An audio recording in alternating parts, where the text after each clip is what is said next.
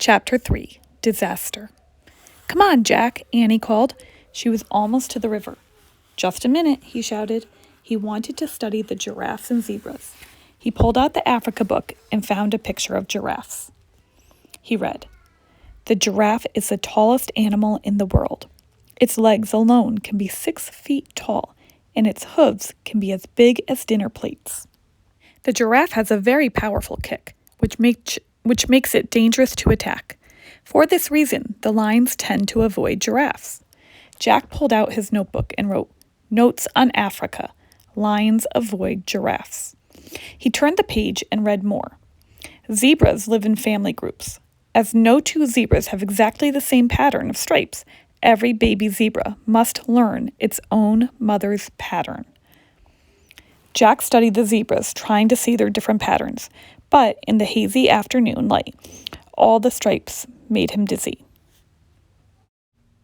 He blinked to clear his head, then read more. "Zebras are the first to cross a river because they eat the coarsest grass. After they've thinned down the top layer, the wildebeest arrive and eat the next layer. They prepare the grass for the gazelles, who come last." "Wow," thought Jack. "Each animal depends on the one that goes before." He wrote, "Animals all connected." Jack heard Annie shouting from the riverbank, "Jump, beast, jump! You can do it! Don't be afraid! Come on!" He looked up. Annie herself was jumping as she called to the wildebeest. Jack sighed. "I'd better stop her before there's trouble," he thought.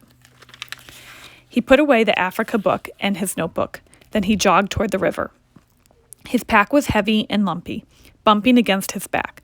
He'd forgotten to take out the jar of peanut butter and the loaf of bread. Jack decided to leave them at the treehouse. He turned to go back, but just then Annie's shouting stopped. Jack looked at the river. She had vanished.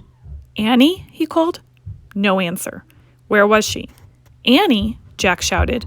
She had completely disappeared. "Oh, man," said Jack. Their trip had barely begun, and already disaster had struck. He forgot about the stuff in his pack. He just ran as fast as he could. He wove his way between the grazing zebras and giraffes as he raced to the river. "Help!" called Annie.